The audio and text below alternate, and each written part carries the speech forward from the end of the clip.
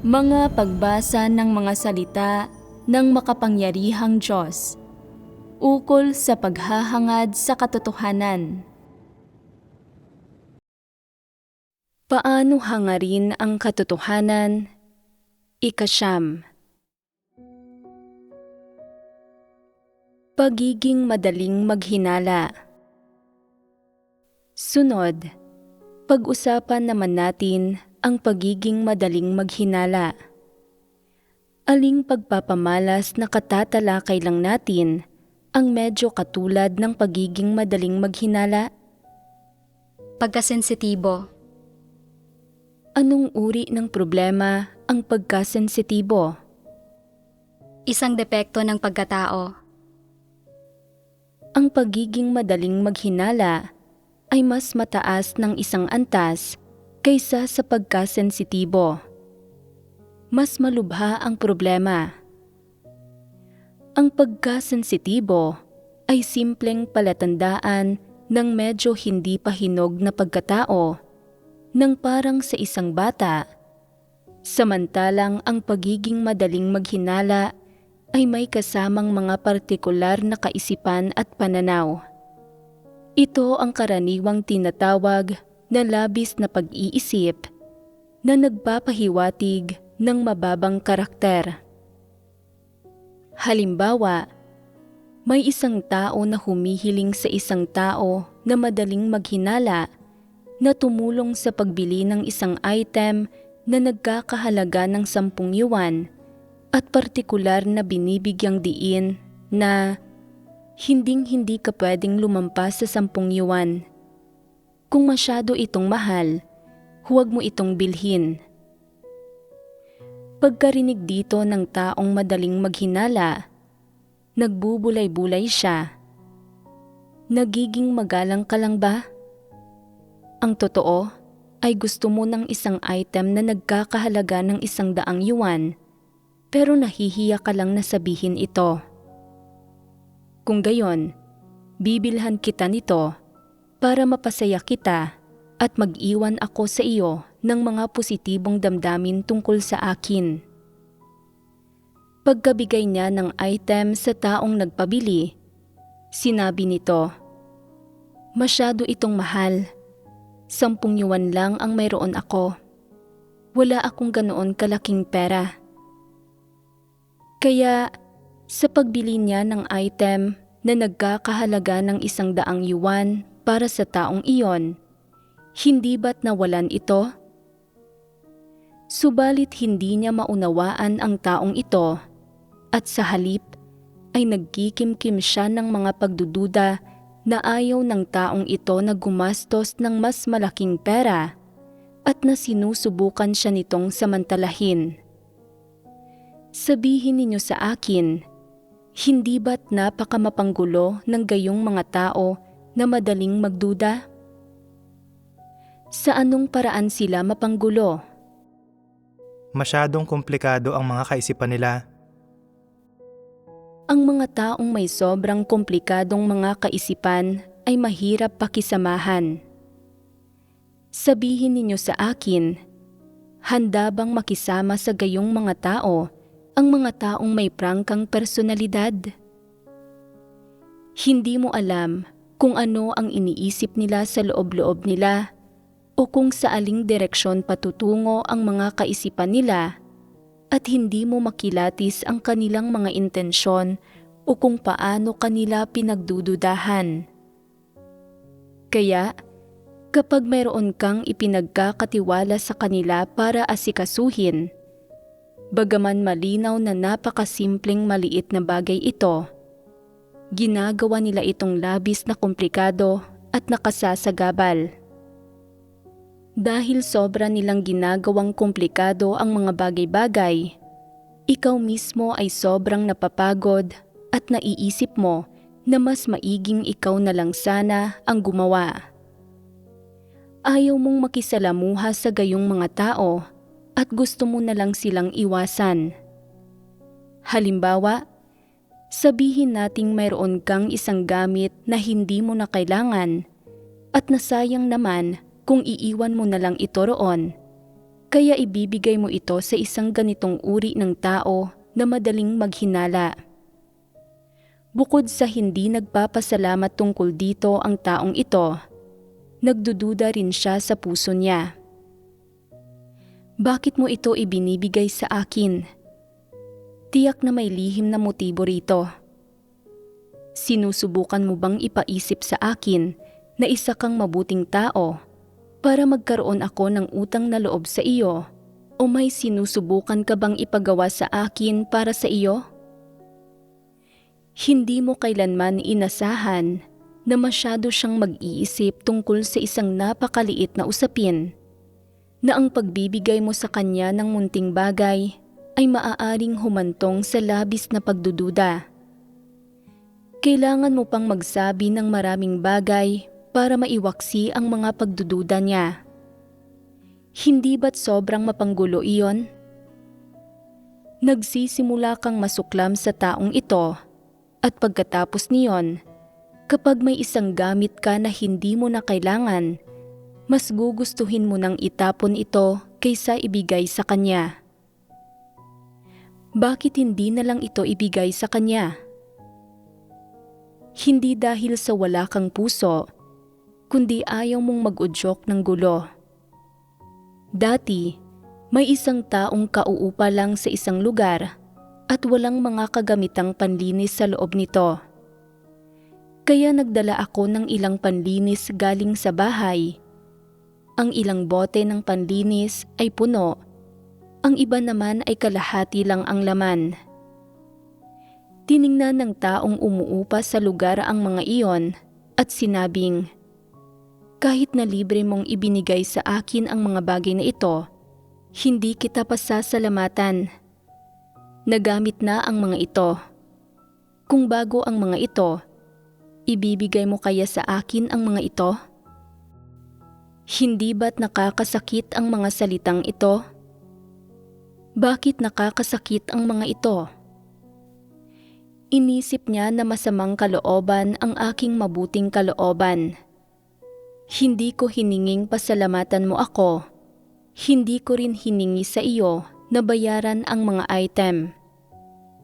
Nangungupahan ka lang sa isang lugar at walang mga kagamitang panlinis sa loob nito at nakakaabala para sa iyo na lumabas at bumili ng mga ito.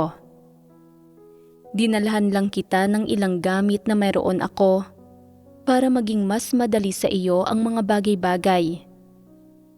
Hindi ko sinusubukang sumipsip sa iyo sa pamamagitan ng pagpapagamit sa iyo ng mga bagay na ito. Wala akong anumang pagkakautang sa iyo at hindi ko rin hiningi na magkaroon ka ng utang na loob sa akin. Naging mapaghinala siya tungkol sa ganoong kasimpleng bagay. Ano ba ang napaka-espesyal tungkol dito? Dinalhan mo ako ng kaunting gamit at ngayon ay iniisip mong may utang ako sa iyo. Hindi naman maganda ang gamit na dala mo. Paanong maganda ito kung ipinamimigay mo lang ito? Talagang mahirap pakisamahan ang taong ito. Hindi ko naman sinabing mga pambihirang kagamitan ang mga ito. Mga ordinaryong panlinis lamang ang mga ito. Kung ayaw mong gamitin ang mga ito, hindi mo naman kailangang gamitin. Bakit ginagawa mong masyadong komplikado ang mga bagay-bagay? Napagtanto ko na mahirap pakisamahan at pakitunguhan ang taong ito. Hindi ba't mas walang gaanong problema kung hindi na lang ako nagdala ng anumang bagay? Hindi naman sa ganoon. Ang hindi pagdadala ng anumang bagay ay malamang na nagdulot din ng problema. Malamang ay inisip pa rin niya na inuupahan ko ang lugar na ito at hindi mo man lang ako dinalhan ng anumang kagamitang panlinis. Magkapatid dapat tayo, pero wala kang ipinakitang pagmamahal sa akin kahit kaunti. May masasabi at masasabi pa rin siya. Napakababa ng karakter ng gayong mga tao. Palagi nilang ginagamit ang sarili nilang mga kagustuhan at pamantayan para sukatin kung mabuti ba o masama ang iba. Palagi nilang sinisiyasat at sinusukat ang iba ng may mapanghusgang tingin. Iniisip na sila ay superior sa moral, samantalang ang iba ay pawang may madilim na bahagi, at na palaging may sariling mga motibo ang ibang tao paano man kumilos ang mga ito, samantalang sila lamang ang hindi tiwali at ang perpekto. Ang mga taong madaling maghinala ay may mababang karakter. Dahil mayroon silang mababang karakter, hindi maiiwasang kikilos sila sa ilalim ng pangingibabaw ng karakter na ito. Ang ibinubunyag nila ay mga tiwaling disposisyon. Tiyak na hindi ito normal na pagkatao. Kung hindi ito normal na pagkatao, ano talaga ito? Nauugnay ito sa mga tiwaling disposisyon. Pagdating sa pagiging madaling maghinala, ang mga tipikal na tiwaling disposisyong ibinubunyag ng gayong mga tao sa kanilang mga kilos at pakikisalamuha sa iba ay tiyak na kabuktutan at panlilin lang. Sadyang ganoon kakomplikado ang mga kaisipan nila, sadyang ganoon kabuktot at lihim na mapanira. Dahil sila mismo ay hindi kumikilos kahit kaunti, maliban kung may mapapala sila rito. Inaakala nilang ganoon din ang lahat ng tao. Kahit hindi ka ganoong uri ng tao, hindi nila ito paniniwalaan, at kahit nasubukan mong magpaliwanag, hindi ito makakatulong. Sadyang ganoon ang tingin nila sa iyo. Gumagamit sila ng buktot na pamamaraan at buktot na disposisyon para tingnan ang lahat ng bagay at usapin at lahat ng tao. Kahit na wasto ang ginagawa mo, naaayon sa mga pangangailangan ng pagkatao, naaayon sa pagkamakatwiran ng pagkatao o naaayon sa mga katotohanang prinsipyo, sunod-sunod nila itong kukwestiyonin at tatanungin ka nila, bakit mo ito ginagawa? Ano ang motibo mo? Sasabihin mo, wala akong motibo. Pero talagang hindi nila ito paniniwalaan. Ipipilit nila ang paglalagay ng motibo sa iyo at pagpapaamin nito sa iyo. Hindi ba't mapanggulo ang gayong mga tao? Mahirap para sa mga taong madaling maghinala na makisama sa iba. Ang gayong mga tao ay tiyak na hindi simple at bukas. At syempre, hindi sila matatapat na tao. Sa kanilang karakter, ang mga elemento ng pagkamatapat, kabaitan o pagkamakatwiran ay halos wala ng lahat. Kaya, ano ang mga pangunahing bahagi ng kanilang karakter? Paranoia, panlilinlang, kabuktutan, kawalan ng pagiging simple, at pagiging hindi matapat. Ang tingin nila sa lahat ng tao at sa lahat ng issue ay napakakomplikado. Kahit na makipag-usap ka sa kanila ng matapat, susuriin at pagbubulay-bulayan nila kung bakit mo ito sinabi. Kahit matagal ka na nilang nakakasalamuha at alam nila kung ano ang karakter mo, madalas pa rin silang magkakaroon ng isang saloobin ng paghihinala tungkol sa iyo kapag nakikipag-usap, nag-aasikaso ng mga usapin o nakikisalamuha sa iyo. Kaya ang gayong mga tao ay napakamapanggulo. Nagdaragdag ng maraming pasanin at formalidad ang pakikisalamuha sa kanila at kailangan mo ring gumawa ng maraming takdang aralin at kilalanin sila. Alamin kung anong mga bagay ang hindi nila gusto at kung ano ang ayaw nilang gawin o ayaw pag-usapan. Kung hindi, Kung hindi ka maingat, maaaring mapasama mo ang loob nila o sa tingin nila, maaaring masaktan mo sila. Ganito nila tinatrato ang mga tao, kaya paano nila tinatrato ang Diyos? Tatratuhin ba nila ang Diyos ng may sinseridad?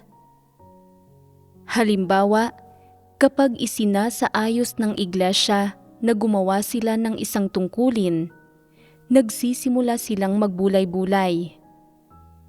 Alam kaya ng Diyos na ginagawa ko ang tungkuling ito? Tatandaan kaya niya ito?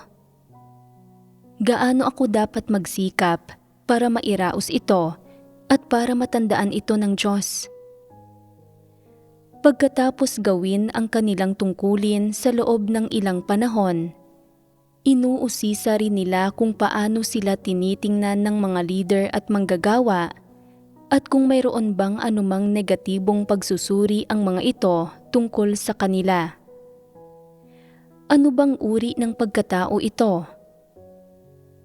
Batay sa ipinamalas na pagkatao sa pamamagitan ng saloobin nila sa pangangasiwa sa mga usapin, napakamapanggulo ng gayong mga tao at hindi madali para sa kanila na tanggapin ang katotohanan. Bakit ganoon? Dahil mahirap para sa kanila ang maging matatapat na tao. Walang pagpapahalaga sa katarungan ang kanilang konsensya, hindi matibay ang katwiran nila, at hindi makatwiran ang kanilang paraan ng paghusga sa mga bagay-bagay. Bakit ko sinasabing ito ay hindi makatwiran? Dahil sila ay medyo labis-labis, madaling mapako sa mga bagay-bagay at ubod ng sama. Hindi nila tinitingnan ang mga bagay-bagay gamit ang paraan ng pag-iisip ng normal na pagkatao. Hindi sila bukas at prangka, kundi sa halip ay namumuhay sila sa isang napakadilim na paraan. Subalit hindi nila kailanman nararamdaman na namumuhay sila sa isang madilim na paraan at iniisip pa nga nila na mas matalino sila kaysa sa iba at na namumuhay sila ng mas may pagkapino at may atensyon sa detalye kumpara sa iba. Partikular nilang hinahangaan ang sariling pagkamautak.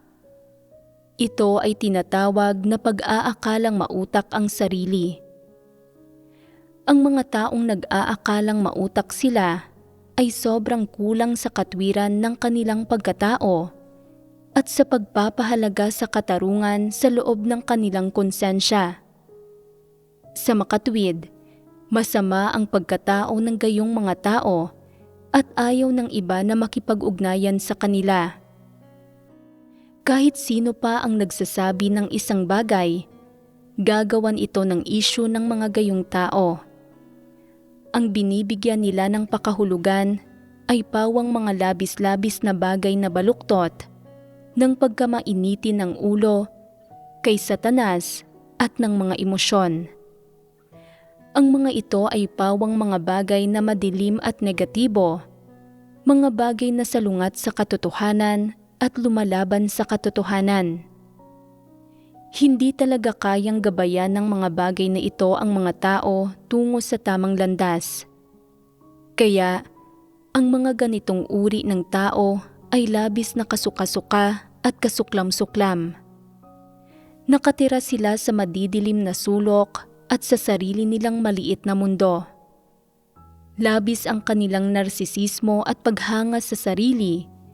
Iniisip na namumuhay sila ng mas katangi-tangi, marangal at may dignidad na buhay kaysa sa iba. Walang sino man ang pwedeng kumanti sa kanila. Sa katunayan, napakababa ng karakter ng gayong mga tao at wala silang tunay na dignidad.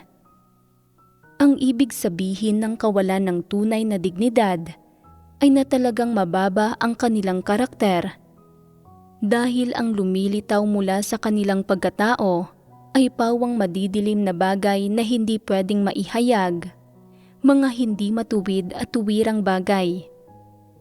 Sa makatwid, ang mga taong ito ay walang dignidad na karapat-dapat banggitin. Anong mga kahihinatnan ang malamang na maidudulot ng pagiging madaling maghinala ng mga tao? Sa madaling salita, ang gayong mga tao ay puno ng tusong panlalansi. Ang pagiging madaling maghinala ay nangangahulugan na ang mga taong ito ay nagtataglay ng maraming tusong pakana. Tingnan ninyo kung paano inaapi at inaaresto ng mga diablong hari ang hinirang na mga tao ng Diyos. Nagtataglay sila ng napakaraming tusong pakana. Pinipinsala ang mga tao sa huli hanggang sa puntong mawasak ang kanilang mga pamilya, nang may ilang kapamilya na namamatay at nagkakahiwa-hiwalay. Kagagawan iyan ng mga demonyo at mga diablong hari. Kaya, walang sino mang mabuti sa mga taong madaling maghinala.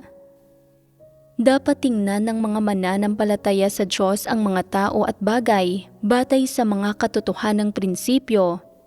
Hindi sila dapat basta-bastang maghinala at dapat may ebidensya sa sinasabi nila.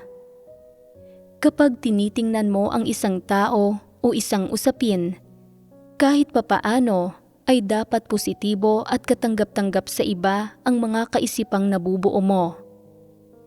Ang mas mainam, dapat naaayon ang mga ito sa mga katotohanang prinsipyo, nakakatulong sa iba at may positibong impluwensya sa kanila.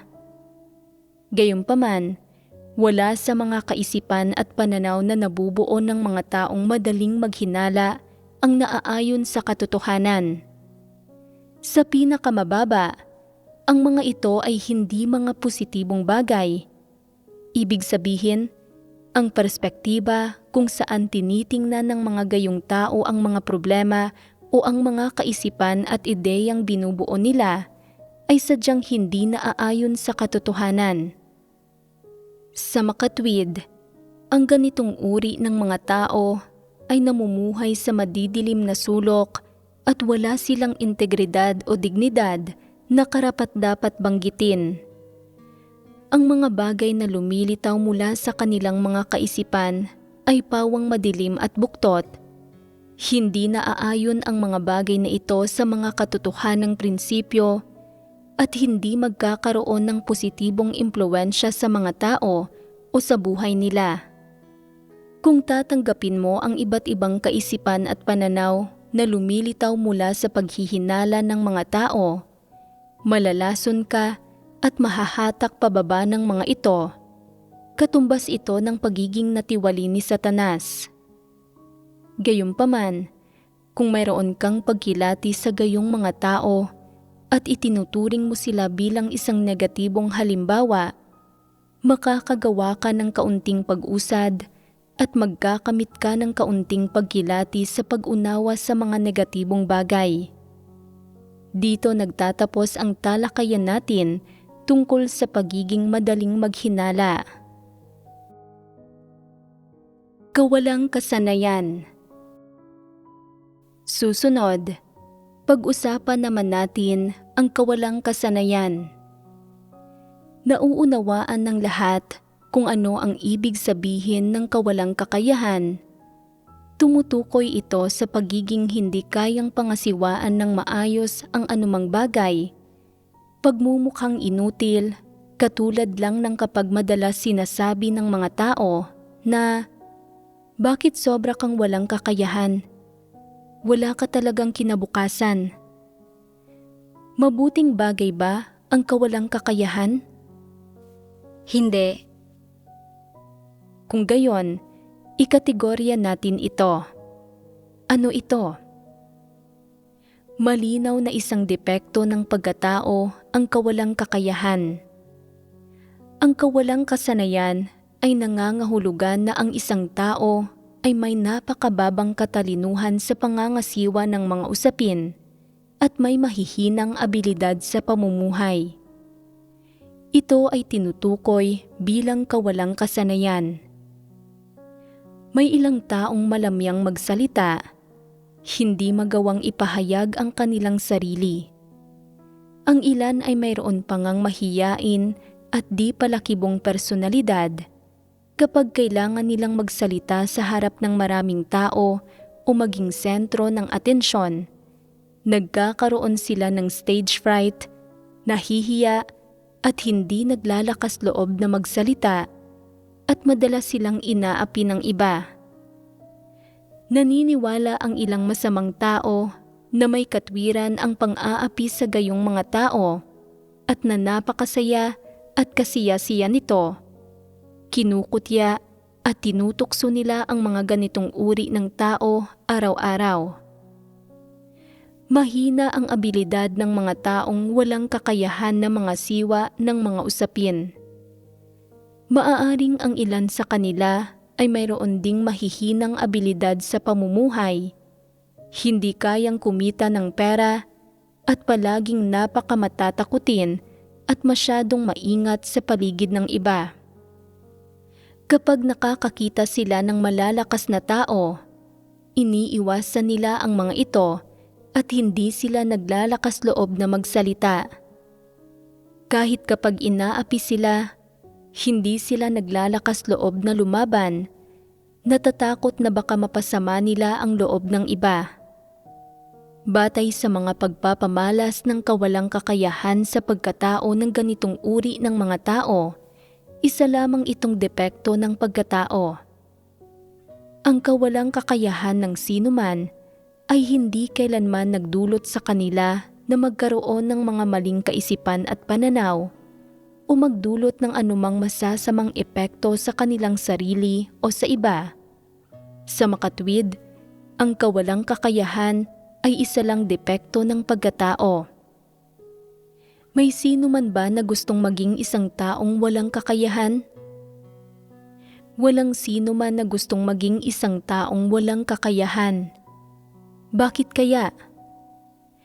Ang mga taong walang kakayahan ay inaapi at minamaliit sila ng lahat, hindi ba? Kung papipiliin ka sa pagitan ng pagiging masama at pagiging walang kakayahan, tiyak na pipiliin mong maging masama kaysa sa walang kakayahan. Iisipin mo, hinding-hindi ako magiging isang taong walang kakayahan. Sa lipunang ito, ang mga taong walang kakayahan ay minamaltrato at inaapi. Hindi sila tinatangkilik. Saan man sila magpunta, minamaliit at tinatapak-tapakan lang sila ng iba. Bukod sa wala silang pakiramdam ng presensya, maaari ding maalis ang kanilang karapatang mamuhay. Pero iba ang pagiging isang masamang tao. Saan man magpunta ang masasamang tao, kinatatakutan at labis silang iginagalang ng iba. Walang nangangahas na galitin sila. Saan man sila magpunta, nagtatamasa sila ng mga pribilehiyo at pwede pa nga nilang hamak-hamakin ang iba. Umuunlad ang masasamang tao kahit saan sila naroroon sa mundong ito. Kung papipiliin kayo ngayon, wala ni isa sa inyo ang pipiliing maging isang taong walang kakayahan. Pipiliin ninyong lahat na maging masamang tao. Tama ba ang pananaw na ito? Hindi. Bakit hindi ito tama? Anong katotohanang prinsipyo ang nilalabag nito? Ang kawalang kakayahan ay isang depekto ng pagkatao. Ang mga pinakakaraniwang pagpapamalas ay ang kawalan ng kakayahang pangasiwaan ng maayos ang anumang bagay, madiskrimina at mabukod. Dahil naaapi ang mga taong walang kakayahan at tinatapak-tapakan sila sa lipunan, walang may gustong maging isang taong walang kakayahan. Kinaiinggitan ng lahat ng tao ang mga may kakayahan at kasanayan at ninanais pa nga nilang lahat na mamukod-tangi sa iba, na magkamit ng kapangyarihan at impluwensya at hamakin ang iba, na magkaroon ng mga pribilehiyo at katanyagan sa loob ng anumang grupo, Hindi lang iniiwasan na maapi ng iba, kundi magawang apihin din ang iba ayon sa gusto nila. Tama ba ang ganitong uri ng kaisipan at pananaw? Naaayon ba ito sa katotohanan? Hindi. Napakinggan ninyo ang napakaraming katotohanan, pero hanggang ngayon ay sinasang-ayunan pa rin ninyo ang masasamang tao. Ibig sabihin, napakabuktot din ng inyong disposisyon. Ang sino mang nakikita ninyong masama, kinaiinggitan at hinahangaan ninyo. Alam na alam ninyo sa puso ninyo na buktot ang masasamang tao, pero hindi ninyo maiwasang sumunod sa kanila dahil pakiramdam ninyo na sa paggawa nito ay nagkakaroon kayo ng suporta at nakakaiwas kayo sa pang-aapi. Kapag nakakakita kayo ng mga taong walang kakayahan, nakakaramdam kayo ng pagkasuklam sa kanila at minamaliit ninyo sila. Gusto pa nga ninyo silang yurakan. Pero ni minsan ba ay naisip mo kung gaano karaming kasamaan ang gagawin mo at kung gaano kalaking ganting parusa ang matatanggap mo kung susunod ka sa masasamang tao? Gaano kalaki ang posibilidad na makakatanggap ka ng kaligtasan kung susunod ka sa masasamang tao? Maiiwasan mo bang gumawa ng masama kung susunod ka sa masasamang tao? Sabihin nating sumusunod ka sa masasamang tao, naglilingkod sa kanila ng tapat at kumikilos bilang kanilang nasasakupan. Maaaring bigyan kanila ng parte ng kanilang mga pakinabang at maaaring nasusundan mo sila sa panghahamak sa iba at nakukuha mo ang pinakamasasarap na pagkain at inumin. Nakakaranas ng labis na kasiyahan, naiiwasang maapi, at nagkakamit ng katayuan sa gitna ng iba sa buhay na ito. Pero kailangan mo pang gumawa ng malaking kasamaan para matamasa ang mga bagay na ito. Alam mo ba kung gaano kalaki ang ganting parusa at kung gaano katindi ang kaparusahang matatanggap mo? Ito ba ang tamang landas? Kung gayon, handa pa rin ba kayong magsakripisyo na piliin ang paggawa ng kasamaan at tumanggap ng kaparusahan? Lahat para lang hindi maging isang taong walang kakayahan at maiwasan na maapi. Isinasakripisyo ang inyong hantungan at kapalaran kapalit ng kasiyahan sa buhay na ito? Ito ba ang kaisipan at pananaw ninyo? Sa totoo lang, pinanghahawakan ng ilang tao ang ganitong uri ng pananaw. Mas pipiliin nilang maging masamang tao kaysa maging walang kakayahan at maapi. Hindi ba't ito ay pagnanais na tumahak sa landas ng masasamang tao? Ang kawalang kakayahan ay isang depekto lang ng pagkatao. Ano ba ang masama roon?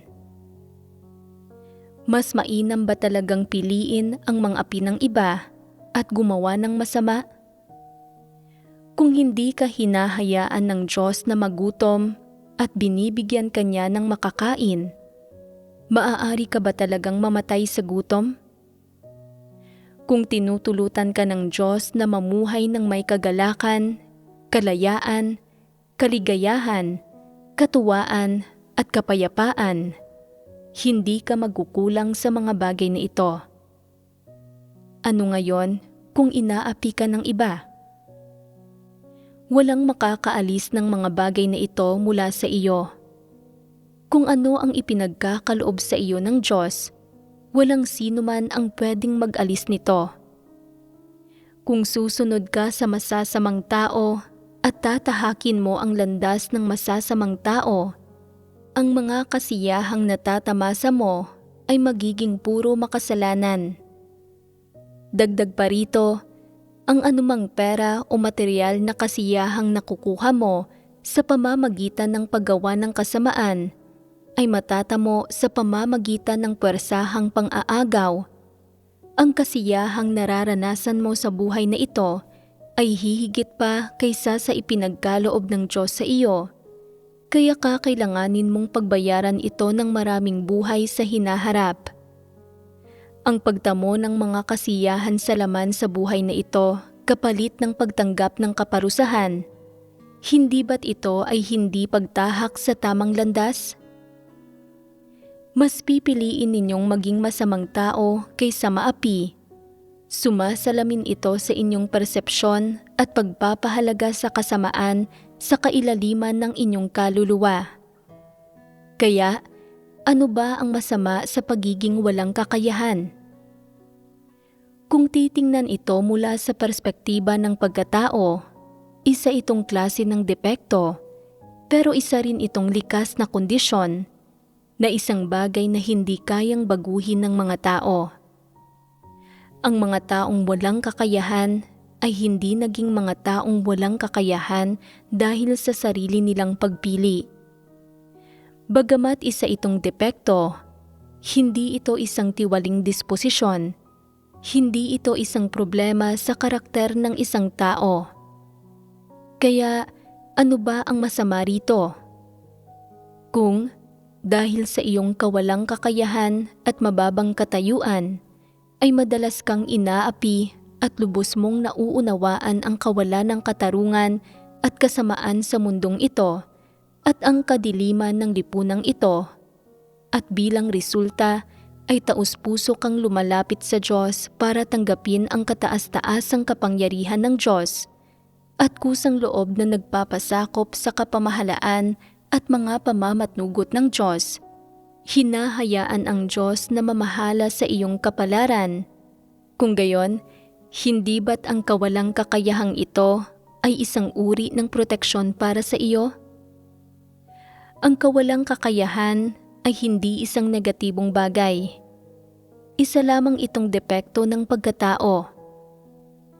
Ano ang tinutukoy ng depekto?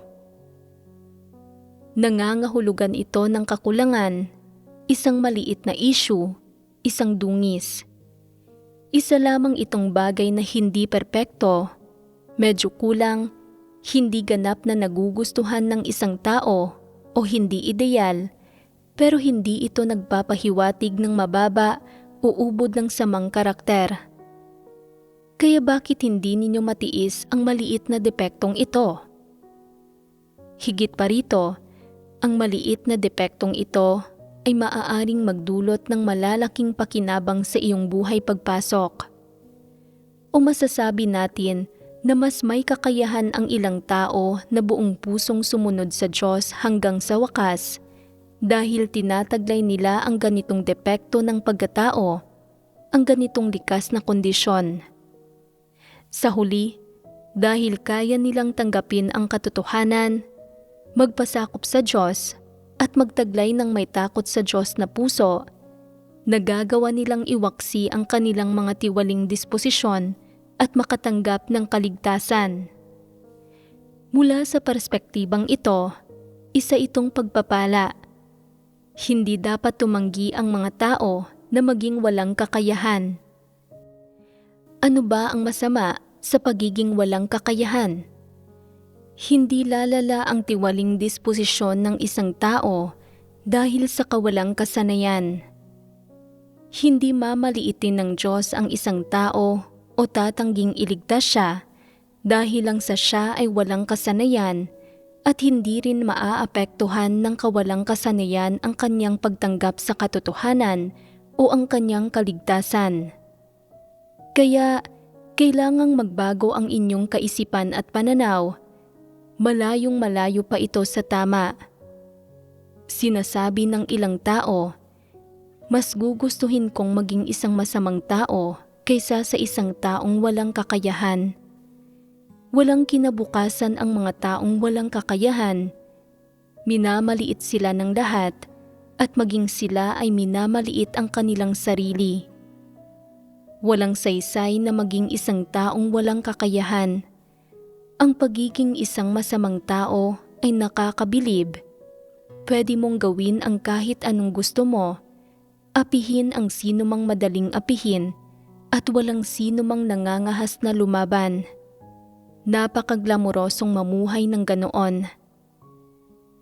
Anong pakinabang ang meron sa pagiging glamoroso?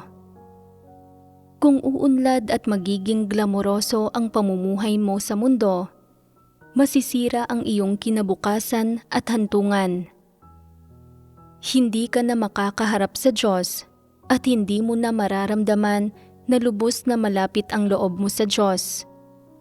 Hindi ka na mahahalina ng Diyos at hindi ka na mahahalina sa kapaligiran ng pamumuhay at gawain ng sambahayan ng Diyos. Iiwan mo ang Diyos at maghahanap ka ng isang kapaligiran ng pamumuhay kung saan magagamit mo ang iyong mga kalakasan at maisa sa katuparan ang iyong halaga. Ipinagbabawal ng sambahayan ng Diyos ang paggawa ng masama ng mga tao at walang masamang tao ang may mapapala o ang makakapanindigan sa sambahayan ng Diyos. Kung gusto mo ang masasamang tao at nais mong maging isa sa kanila, maaari ka pa rin bang manatili sa sambahayan ng Diyos? Sa malaot madali, ikaw ay aalisin. Bukod sa mabibigo kang magtamo ng magandang hantungan, pagkatapos mamatay, makakatanggap ka rin ng kaparusahan dahil sa kasamaang ginawa mo. Sa makatwid, bagamat isang depekto ng pagkatao ang kawalang kakayahan, hindi ito isang tiwaling disposisyon at hindi rin ito nangangahulugan na ang pagkatao ng isang tao ay masama. Sino ba ang walang mga kapintasan? Ang kawalang kasanayan ay katulad lang ng kung paanong ang ilang tao ay ipinanganak ng may utal o medyo pangit. Lahat ng ito ay mga likas na depekto. Magkakaiba ang kulay ng balat ng mga tao. Ang ilan ay ipinanganak na maputi, may ilan na madilaw at may ilan din na maitim. Isa itong likas na kondisyon. Ang mga taong madilaw ang balat ay maaaring mukhang hindi gaanong malusog nang may hindi gaanong kaaya-ayang kutis. Isa itong maliit na depekto. Ang mga taong may maitim na balat ay mukhang mas matipuno pero walang may gusto na magkaroon ng maitim na balat. Ang mga taong mapuputi ang balat ay kadalasang kinaiinggitan pero maging sa kanila, pakiramdam ng ilan ay hindi rin maganda ang maging sobrang maputla kaya gusto nilang magpatan para maging kulay kayumanggi ang balat nila.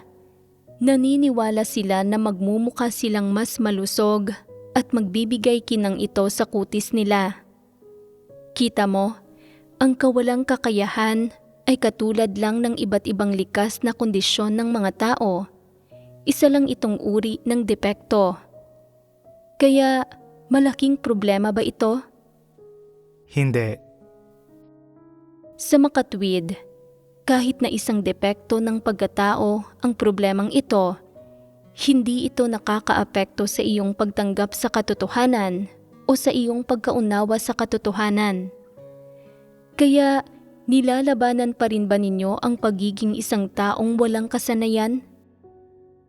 Aapihin pa rin ba ninyo ang mga taong walang kakayahan kapag nakita ninyo sila? Hindi. Labis ninyo silang inaapi noon, hindi ba? Ngayon, kapag nakakita kayo ng mga taong walang kakayahan, hahamakin at mamaliitin pa rin ba ninyo sila? Kung ikaw mismo ay isang taong walang kakayahan, mas lalong hindi mo dapat maliitin ang sarili mo. Kung wala kang kakayahan, hayaan mo na ito. Magsagawa ka na maging isang matapat na tao ayon sa mga salita ng Diyos. Kahit wala kang kakayahan, dapat kang maging matapat at hindi maging mapanlinlang at ganitong uri ng tao ang gusto ng Diyos. Ano ang gusto ng Diyos? Hindi ang kawalang kasanayan mo. Ito ay na dahil sa kawalang kasanayan mo, handa kang maging isang matapat na tao. na dahil minamaliit ka ng mga tao at hindi pinapaboran ng mga tao, nag-iisip ka ng mga paraan para maging isang matapat na tao upang mapasaya at mapalugod ang Diyos, at ginagawa mo ang anumang sinasabi ng Diyos. Sa ganitong paraan, nagiging isang pakinabang ang iyong kawalang kakayahan, hindi ba? Nagbago na ba ang pananaw ninyo ngayon? Siyempre, hindi ibig sabihin na lahat ng taong walang kakayahan ay nagagawang tumanggap sa katotohanan. Ang ilang tao ay mayroon ding mga problema sa kanilang karakter, bukod pa sa pagkakaroon ng depekto ng kawalang kakayahan sa kanilang pagkatao. Hindi ito pwedeng gawing pangkalahatan. Ang kawalang kakayahan mismo ay hindi isang malaking problema, pero kailangan mo ring tingnan kung ano ang karakter ng isang tao. Kung ang isang tao ay mapanlinlang o may ubod ng samang karakter, kung siya ay di nahihiyang makapal ang mukha, madaling maghinala, sensitibo, matigas ang ulo, o may malupit na disposisyon pa nga, kung gayon, hindi talaga mabuti ang taong iyon. Kaya, hindi tiyak na may mabuting karakter ang isang taong walang kakayahan. Sige, dito na nagtatapos ang ating talakayan tungkol sa kawalang kakayahan.